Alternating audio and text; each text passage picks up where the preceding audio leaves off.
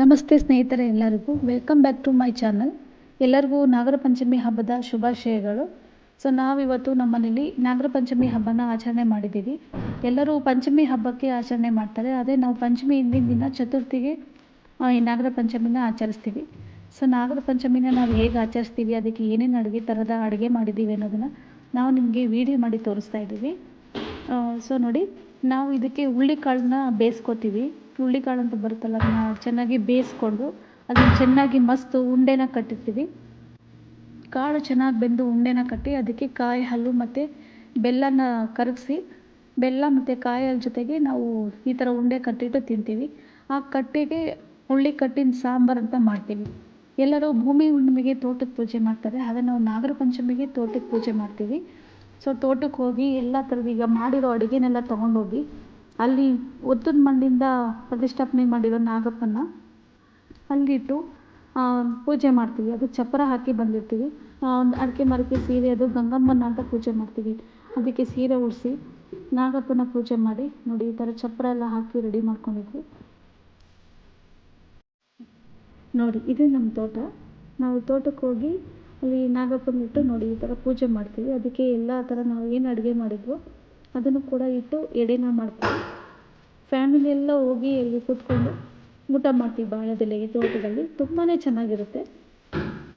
ಇದು ಮನೆಯಲ್ಲಿ ಮನೆ ಹಿಂದ್ಗಡೆ ನಾಗಪ್ಪನೇ ಪ್ರತಿಷ್ಠಾಪನೆ ಮಾಡಿದ್ವಿ, ಕಲ್ಲಿನ ನಾಗಪ್ಪ.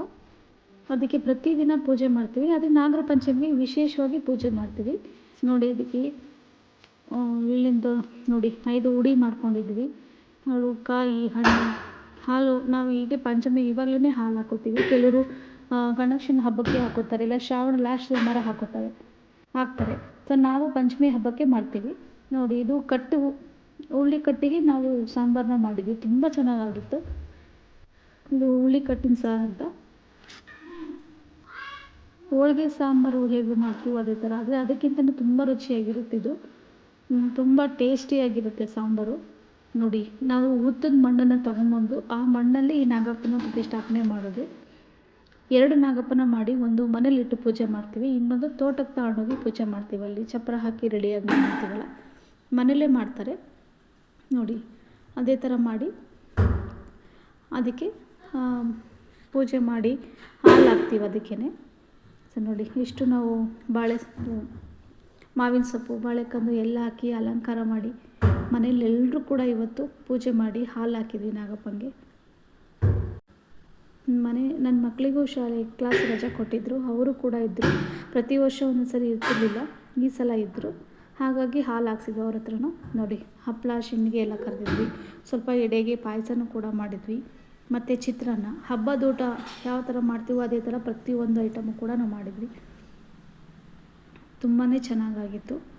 ನೋಡಿ, ಇದು ಕಾಯಿ ಹಾಲು. ನಾನೇನು ಹುಳ್ಳಿಕಾಳು ಬೇಯಿಸಿ ಉಂಡೆ ಕಟ್ಟಿ ಸ್ವೀಟ್ ತಿನ್ನಬೇಕು ಅಂತೀನಿ, ಅದಕ್ಕೆ ಹಾಕೊಂಡು ತಿನ್ನೋದು. ಇದು ನಮ್ಮ ಮನೆ ದೇವರು ಪೂಜೆ ಮಾಡಿರೋದು. ನಾವು ಮಾಡಿರೋ ಈ ವಿಡಿಯೋ ನಿಮ್ಗೆ ಇಷ್ಟ ಆದರೆ ಪ್ಲೀಸ್ ಲೈಕ್ ಮಾಡಿ.